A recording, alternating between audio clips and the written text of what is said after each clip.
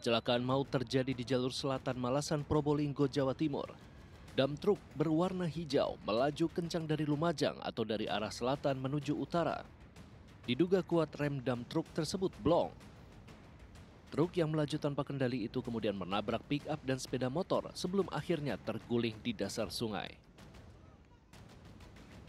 Dari arah selatan. Lajunya gimana? Klakson panjang memang, Pak. Dari timurnya SMA. Klakson panjang sampai mau nabrak truk tebu di depannya masjid. Klakson panjang lagi. Saya ngejar sama teman. Sampai sini Grand Max itu sudah hadap ke ban.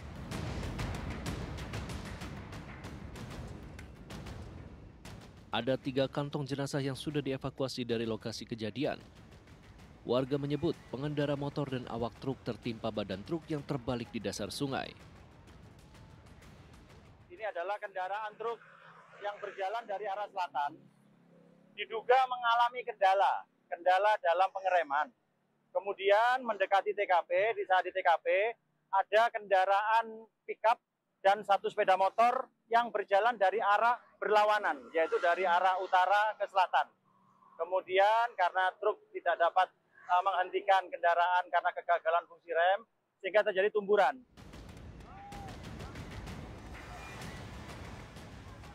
Satlantas Polres Probolinggo sudah melakukan olah TKP guna mengetahui pasti penyebab kecelakaan maut yang merenggut banyak nyawa ini.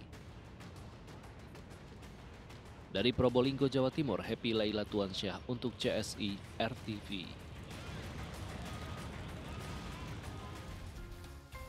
Ditreskrimum Polda Sulawesi Selatan berhasil membongkar praktik aborsi ilegal di Kota Makassar yang melibatkan oknum ASN tenaga kesehatan di puskesmas setempat. Sementara itu, Satreskrim Polres Jakarta Utara yang ingin menangkap pelaku pengeroyokan di Kampung Bahari justru mendapat perlawanan warga. Sahabat, inilah catatan seputar investigasi bersama saya, Ezra Hadianto.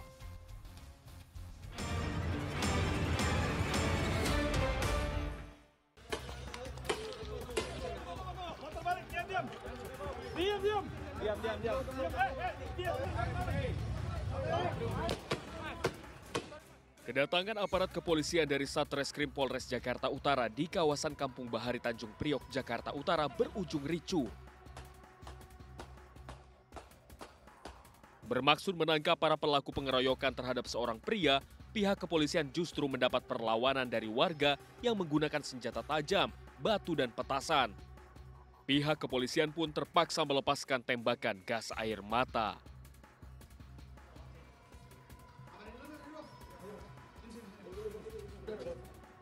Polisi berhasil mengamankan 2 dari 5 orang pelaku pengeroyokan dan 7 orang pelaku penyerangan terhadap pihak kepolisian yang ternyata juga terlibat peredaran narkoba. Polisi juga berhasil mengamankan barang bukti beberapa senjata tajam, 3 gram sabu, uang sebesar 57 juta rupiah hasil penjualan narkoba, dan airsoft gun.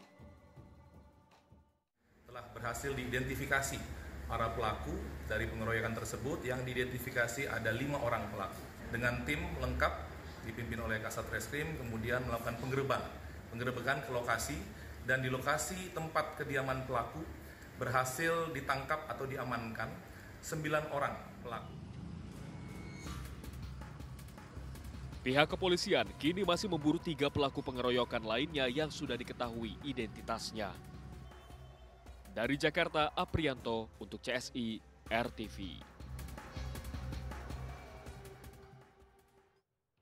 Sebuah mobil sedan yang sedang terparkir di halaman rumah di wilayah Kembangan, Jakarta Barat, ludes terbakar.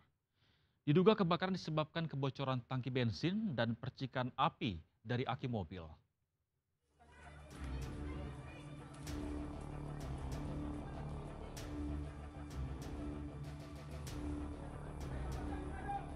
Api membakar sebuah mobil sedan yang sedang terparkir di halaman rumah di Jalan Haji Merin, Gang Lurah Paul, Kelurahan Meruya Selatan, Kembangan, Jakarta Barat. Peristiwa berawal saat pemilik mobil yang sedang memanaskan mesinnya tidak mengetahui bahwa tangki bensin mobil bocor. Saat salah satu kerabat korban mencabut aki mobil, terlihat percikan api hingga percikan itu menyambar tangki bensin yang bocor. Api seketika langsung membesar dan membakar mobil tersebut. Warga sekitar pun dibuat panik dan berusaha mengevakuasi barang-barang di sekitar kejadian. Sementara petugas pemadam kebakaran Jakarta Barat yang tiba di lokasi berupaya memadamkan api yang berkobar. Api akhirnya dapat dipadamkan 30 menit kemudian dengan mengerahkan 4 unit pemadam kebakaran Jakarta Barat. Jadi mobilnya masih aman. Pas mau copot aki, itu ada yang betot, percikan api itu si ketok-ketok, buar. Dan juga kita pas lihat ada tangki bensin bocor, gitu. Jadi dari situ langsung tiba-tiba nyala langsung. Kita langsung panik. Akibat kebakaran itu, pemilik mobil mengalami kerugian ratusan juta rupiah. Kasus ini selanjutnya ditangani unit Reskrim Polsek Kembangan. Dari Jakarta, Reza Heri Pamungkas untuk CSI, RTV. Seorang kurir narkoba ditangkap polisi di Kabupaten Agam, Sumatera Barat.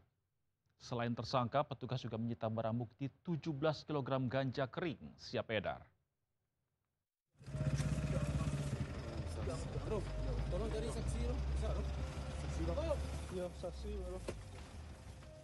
RR 31 tahun tak dapat berkutik saat diamankan petugas kepolisian dari Ditres Narkoba Polda Sumatera Barat di pinggir jalan Kecamatan Palupuah, Kabupaten Agam, Sumatera Barat. Penangkapan bermula saat tersangka yang menggunakan sepeda motor ini dicegat oleh petugas kepolisian. Setelah digeledah, petugas menemukan dan menyita 17 paket besar ganja seberat 17 kg yang dibawa dari Kabupaten Pasaman dan hendak diantarkan kepada pembeli di Kabupaten Agam.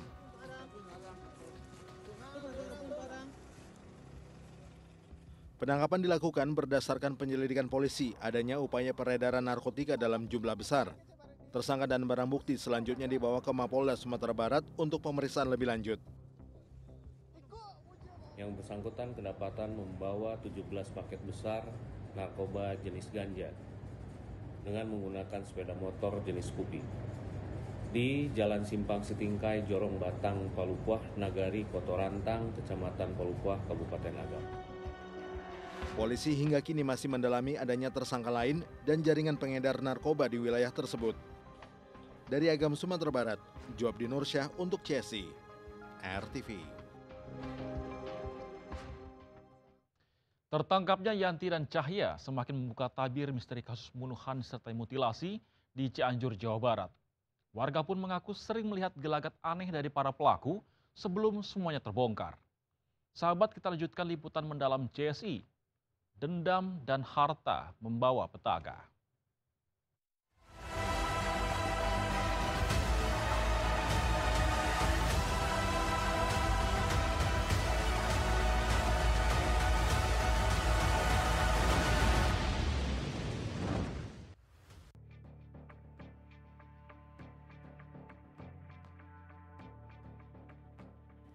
Sakit hati dan faktor ekonomi membuat Yanti Rustini dan Cahya tega menghabisi nyawa Lilis, ibu dari Yanti, sekaligus istri dari Cahya dan anak Yanti berinisial N yang masih balita.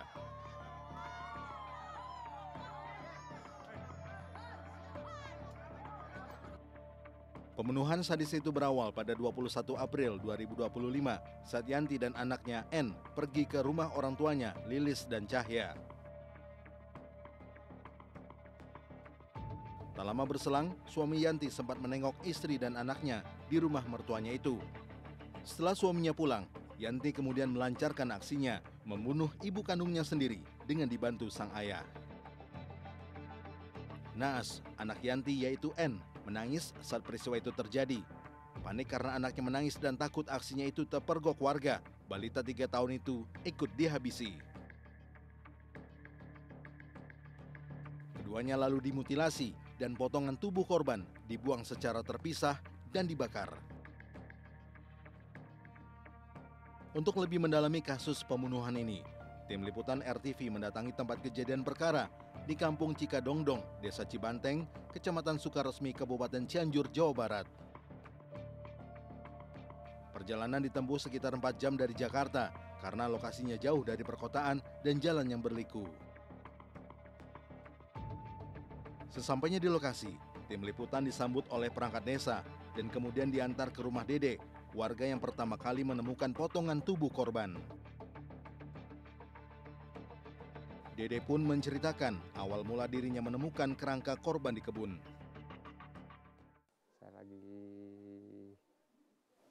rumput itu parangnya kena sama itu rahang sebelah yang bawah, itu yang pertama. Langsung saya lapor ke teman Pak Andi yang di atas, Pak, ini ada rahang gitu. Tapi kondisi tengkoraknya ini udah bersih ya Pak, udah nggak ada sisa daging atau kulit? Udah bersih itu, cuman dikumpulin lalat hijau ininya. Tapi udah bersih itu, cuman itu tulangnya doang nih.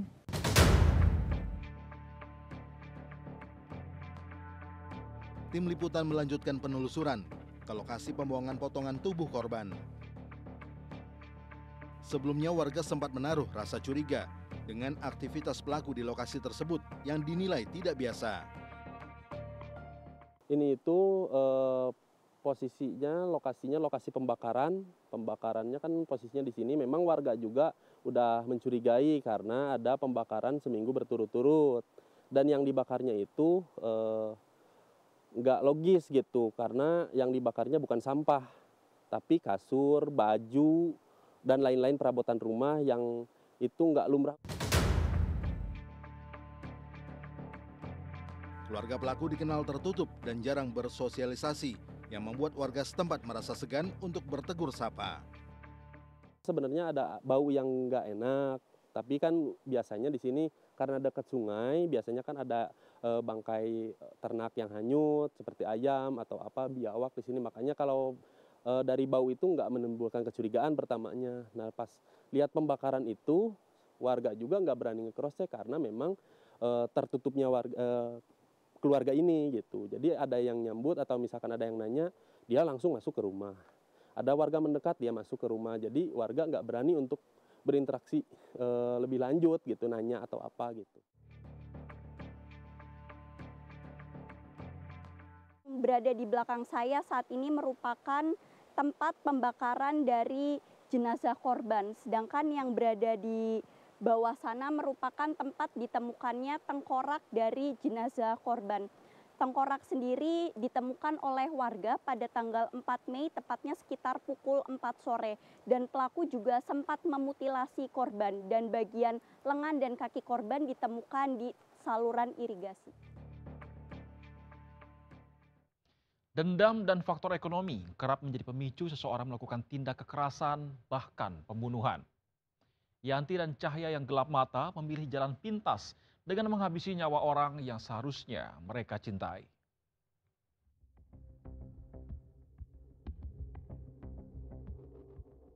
Untung tak dapat diraih, malang tak dapat ditolak. Nasib Lilis berakhir tragis. Dipicu dendam pribadi dan utang piutang, wanita paruh baya itu meregang nyawa di tangan anak dan suaminya. Dari kacamata kriminolog Universitas Budi Luhur, Untung Sumarwan, faktor dendam dan sakit hati serta ekonomi kerap kali menjadi pemicu seseorang melakukan tindak kekerasan hingga pembunuhan. Untuk membunuh yang suami atau ibunya dari pelaku ini pasti ada akumulasi dari rasa sakit hati, kecewa, dendam atau hal-hal lain. Tapi kalau dilihat dari dalam konteks keluarga, ada juga motif ekonomi. Jadi hal-hal yang terkait dengan ekonomi itu seringkali juga memicu orang untuk melakukan tindak kriminal, dalam hal ini pembunuhan yang melupakan semuanya, bahwa itu saudara, bahwa itu orang tua, bahwa itu siapapun itu ya. Jadi tujuannya adalah menguasai selain rasa dendam itu tadi.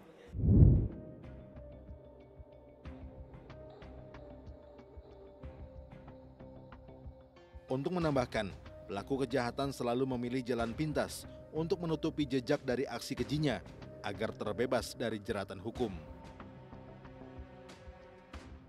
Tapi kalau pada akhirnya cucu ini juga dibunuh juga, atau bahkan ibunya yang membunuh anaknya ini sebenarnya benar-benar orang ingin menyelamatkan diri dari tanggung jawab hukum.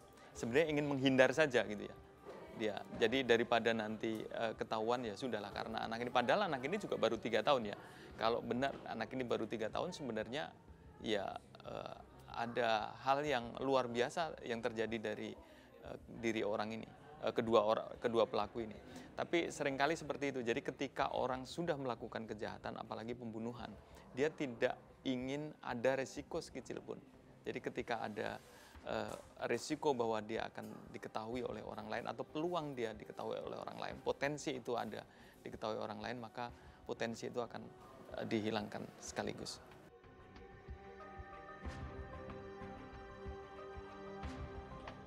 Layaknya bom waktu, dendam kesumat hanya akan menimbulkan masalah besar dan membuat seseorang bertindak di luar nalar.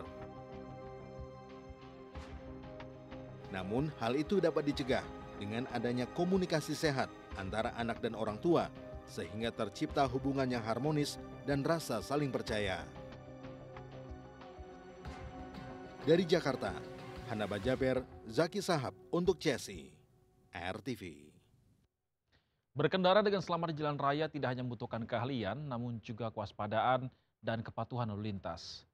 Berikut tips dari Brigadir Susan agar Anda terhindar dari maut di jalan raya. Halo sahabat RTV, pelanggaran lalu lintas terjadi hampir setiap hari. Dan kali ini ada pelanggaran apa yang sudah terekam? Mari kita saksikan bersama videonya. Hei, lihat nih anaknya siapa ini, tolong dikasih tahu dong. Aduh, merasa paling bener ya dek. Yang lain pokoknya salah, yang lain di kiri kanan salah, dia yang bener. Ih, bikin kesel deh lihat kayak gini, merasa jalan punya pribadi nih. Lihat nih sahabat RTV, dari videonya sudah terlihat nggak pakai helm, lawan arah, di bawah umur, dan menggunakan sepeda motor listrik di jalan raya. Aduh dek, jangan ya dek ya, bahaya loh ini. Sahabat RTV, pada Undang-Undang Lalu Lintas dan Angkutan Jalan pada nomor 22 tahun 2009, pada pasal 291 ayat 1 dan pasal 106 ayat 4 sudah mengatur terkait dengan penggunaan helm yang benar dan juga larangan melawan arah. Dan hal ini termasuk pelanggaran terhadap rambu lalu lintas dan marka jalan dan dapat dikenai kurungan 1 bulan atau denda paling banyak Rp250.000. Nah sahabat RTV, disiplin di jalan adalah awal keselamatan sampai di tujuan. Demikian informasi dari Brigadir Susan, sampai jumpa.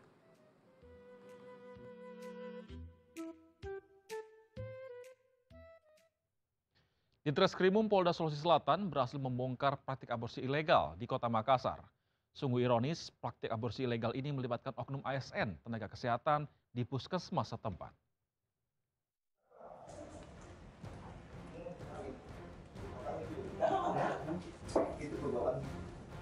Salah satu kamar hotel di Kecamatan Panakukang, Kota Makassar menjadi saksi bisu praktek aborsi ilegal yang dilakukan oleh oknum ASN tenaga kesehatan salah satu puskesmas. Sejumlah pasien aborsi dieksekusi tanpa sepengetahuan pengelola hotel.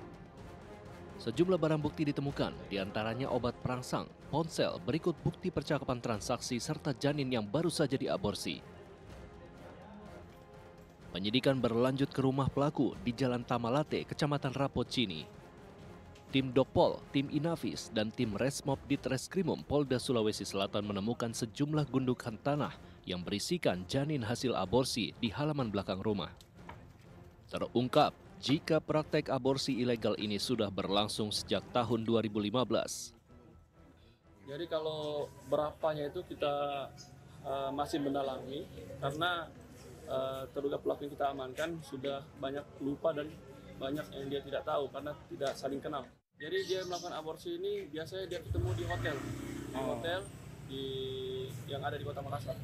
Di situ dilakukan aborsi? Di situ dilakukan aborsi, dimasukkan obat. Polisi juga mengamankan 2 pasang kekasih yang merupakan mahasiswa yang berperan sebagai perantara antara pelaku dan calon pasien aborsi. Mereka akan diberikan upah dari setiap pasien sekitar 10 hingga 25% dari total biaya aborsi ilegal sebesar Rp5 juta. Dari Makassar, Sulawesi Selatan, Samsul Altiman untuk CSI RTV. Kejahatan selalu ada di sekitar kita dan kewaspadaan menjadi satu-satunya cara menghindarkan diri dari bahaya. Saksikan caratan seputar investigasi Senin hingga Jumat pukul 23.30 waktu Indonesia Barat. Dan sahabat jangan lupa subscribe akun YouTube Caratan Seputar Investigasi untuk mendapatkan informasi kriminal lainnya. Saya Ezra Dianto. Terima kasih dan sampai jumpa.